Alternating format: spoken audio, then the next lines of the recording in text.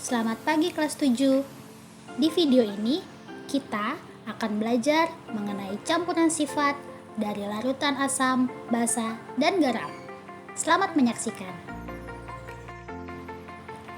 Kita sudah tahu bahwa campuran dibedakan menjadi campuran homogen dan heterogen.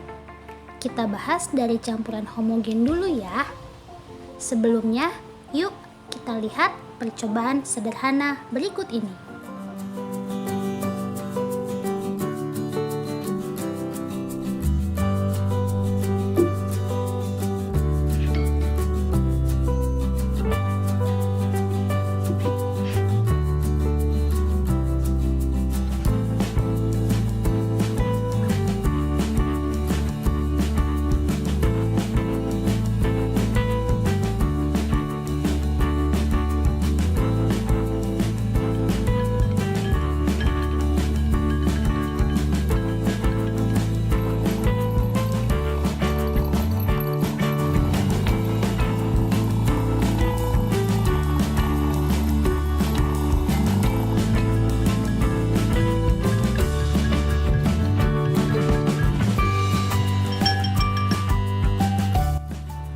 Dalam larutan gula ini, apakah kalian masih dapat membedakan gula dan air?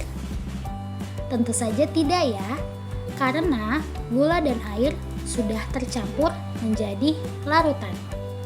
Larutan gula ini merupakan salah satu contoh dari campuran homogen. Jadi, campuran homogen adalah campuran yang tidak dapat dibedakan zat-zat yang tercampur di dalamnya. Selain larutan gula, contoh lain campuran homogen yaitu larutan garam dan larutan sirup. Larutan tersusun dari pelarut dan zat terlarut. Pelarut yang banyak digunakan ialah air, kloroform, dan alkohol. Jika sudah menjadi larutan, akan terlihat homogen atau serba sama. Artinya, zat terlarut dan pelarut dalam larutan tidak dapat dibedakan. Paham ya mengenai campuran homogen? Selanjutnya, larutan dalam kehidupan sehari-hari dikelompokkan menjadi larutan yang bersifat asam, basa, dan netral atau kita sebut sebagai larutan garam. Yang pertama yaitu larutan asam. Asam banyak ditemukan dalam buah-buahan dan sayuran. Selain itu, cuka dapur juga mengandung asam. Asam klorida di dalam lambung kita juga bersifat asam. Ciri-cirinya memiliki rasa asam, tapi tidak boleh dicicipi ya, kecuali makanan. Yang kedua, dapat menimbulkan korosif, artinya dapat menimbulkan kehancuran pada suatu benda. Istilah korosif ini dalam kehidupan sehari-hari dikenal dengan sebutan berkarat. Dan ciri selanjutnya dari asam yaitu mengubah kertas lakmus biru menjadi merah. Selain dapat dimanfaatkan dalam kehidupan, asam juga dapat berdampak negatif loh. Contohnya terjadi hujan asam. Selanjutnya, larutan basa yang banyak ditemukan dalam pembersih seperti sabun, shampoo, pasta gigi, deterjen, dan juga pupuk. Ciri-cirinya memiliki rasa agak pahit. Ini juga tidak boleh dicicipi ya. Terasa licin di kulit dan mengubah kertas lakmus merah menjadi biru.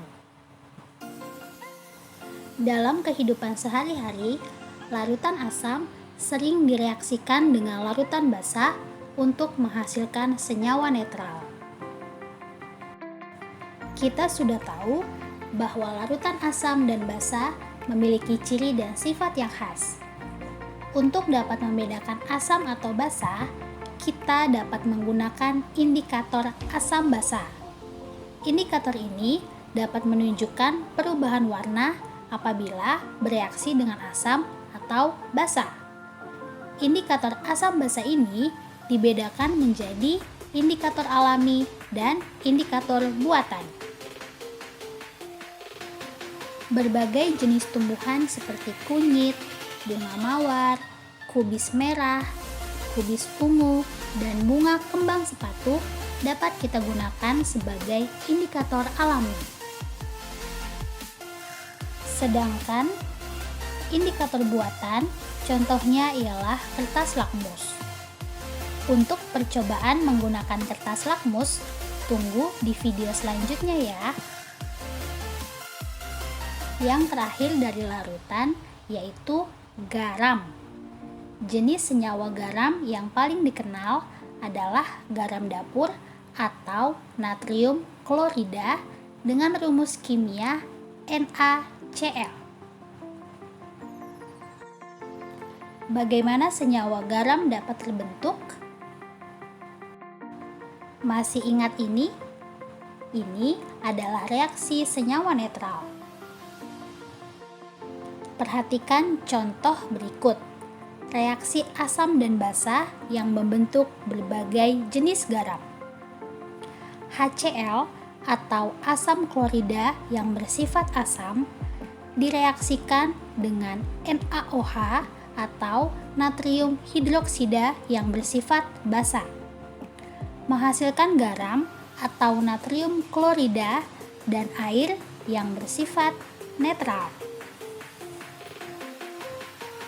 Yang terakhir di video ini yaitu campuran heterogen.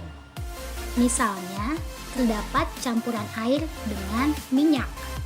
Apakah kalian dapat membedakan antara air dengan minyak dalam campuran tersebut? Ya, benar. Tentu saja masih bisa dibedakan. Campuran air dengan minyak ini merupakan contoh campuran heterogen yang terjadi karena zat yang tidak dapat bercampur satu dengan lainnya. Sampai di sini penjelasan mengenai campuran sifat dari larutan asam, basa, dan garam. Jangan lupa dicatat materinya ya. Sampai bertemu di video selanjutnya. Terima kasih.